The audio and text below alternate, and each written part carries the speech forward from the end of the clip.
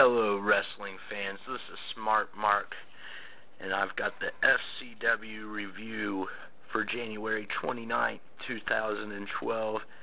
And man, this was an enjoyable episode. We had William Regal joining Russo on commentary, and they got right into the action. Kenneth Cameron versus Calvin Reigns. And starting to see, they kept talking about the group, the Ascension, but it kind of starts looking more and more like they're just going to call Kenneth Cameron the Ascension to me. I don't know. But Kenneth Cameron gets the win in the opener in a match that had just the right amount of time, and Kenneth Cameron comes out looking pretty impressive against, honestly, Calvin Reigns was great competition for him, but I feel like this was a great opener. And then they talk a little bit about the main event, Richie Steamboat against Sandow for that Briscoe 15 championship. Was really looking forward to that match coming into this because they announced it last week. And so yeah, then we get Mike Dalton and Xavier Woods versus Rick Victor and Leo Kruger. This match, honestly, the one note I would say is Mike Dalton last week just won the Grand Royale. And in this match, we get Rick Victor picking up the win against Mike Dalton. So, I don't know. It seems like two steps forward, or one step forward and two steps back in the use of Mike Dalton there, but it was a fun match to watch.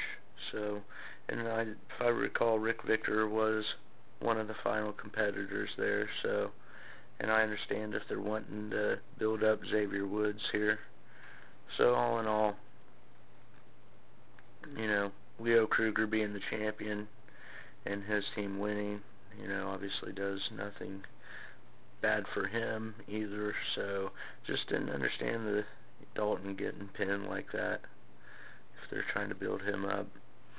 Then there's a little backstage segment where Oksana is crying and Leo Kruger comes up and, he's like, oh, can't believe he did this to you or whatever. So he's going to solve the problem. And then you see Oksana behind that kind of smiling like she's, got him fooled. Then we get a backstage segment with Maxine and Abraham Washington. Apparently now he's going to be her assistant. And the introduction of the FCW's new psychologist. What was his name?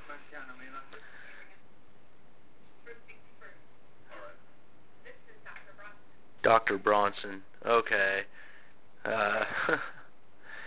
Which I guess they've changed this, what is it, Charles Bronson or I don't know. Anyway, so he's going to be a psychologist now. Kind of looks a little like Prince Albert or something. But anyway, so we get the introduction of Dr. Bronson. And hey, it's a character. I like it. Let's see where it goes. But I don't know about I was just starting to get into Abraham Washington's character, and now he's supposed to be Maxine's assistant. I don't think that does much to propel the character the way that he was coming across before.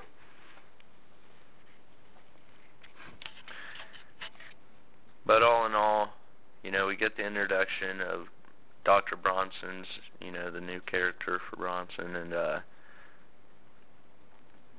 Abraham Washington in the segment. So, we'll see what happens with this whole assistant thing. At least it is storyline going on, which FCW tends to do a pretty good job week to week. Then we get Byron Saxton, who was not on commentary this week, and I actually enjoy his commentary a lot. So, but we get him doing an in-ring interview with Bo Rotundo, who is returning next week, but actually to Action, but this week he comes out and announces that he wants to get a title shot. And then Kruger comes out with Oksana and kind of plays the card of, you're not getting a title shot, but you are going to pay for what you did to Oksana. And so it didn't really go into what that was all about, but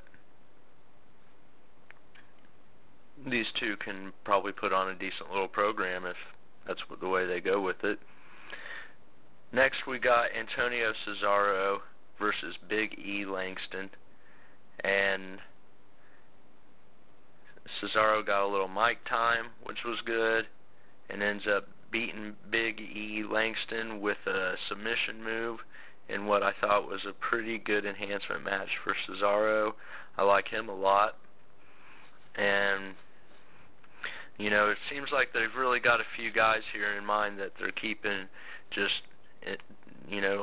keeping the work interesting between these guys, and kind of keeping the focus from being too big. I said this earlier on the Ring of Honor review, that there's this, one of the problems with WWE in general is that there's so many guys that they're trying to throw out there that they don't end up making many of them really big stars.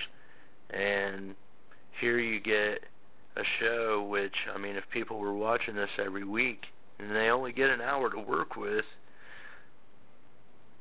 I think they do a great job of making stars and making you believe in some of these guys. So Cesaro getting that win, just makes him look good, and I think we'll see big things from Cesaro this year. Then we get Steamboat versus Sandow, and Damian Sandow gets some mic time here, which was awesome. I think Damian Sandow's the guy of all of FCW. He's the one that is probably the next one to be called up, or should be anyways, I guess I should say, because he is awesome, and he's got his look and his persona down, and I think that if he went to WWE, I would totally be a Sandow mark and might actually start watching the show just to see him. In this match, we get Steamboat gets the first fall, and then Sandow gets the second fall. The first fall was with was swan kick or something. Then Sandow gets the second point, I guess, or fall through getting Steamboat counted out. And then in the final seconds, Steamboat ends up getting the third and final fall to go up 2-1 with 6 seconds left. Sandow went to roll him up. He reverses it, rolls up Sandow, gets the pin, and wins the Jack Briscoe 15 championship, because there was not enough time for Sandow to do anything behind that. And so my guy loses his title, but something tells me that's kind of about Sandow moving on to bigger and better things, and don't really have any issues with Steamboat getting that title and running with it for a little bit. So it was a great main event. We had 4 great matches, or 4 matches within the hour, making up a great show.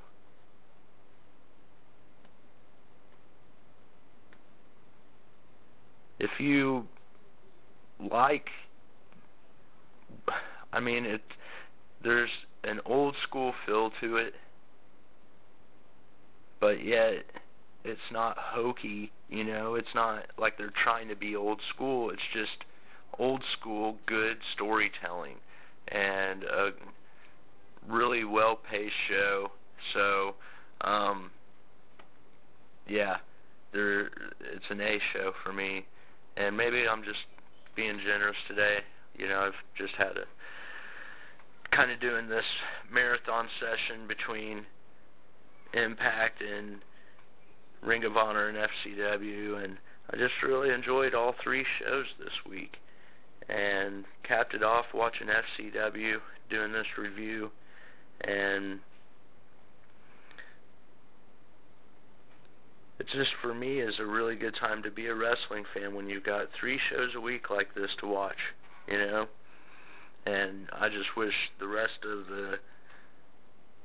that these shows would all be a bigger deal and people would be checking them out, but it is what it is, and if you know about it, then you know that FCW is just a great show, and anybody that thinks that there's something wrong with FCW, please let me know what you would change about this show, because I think it's great.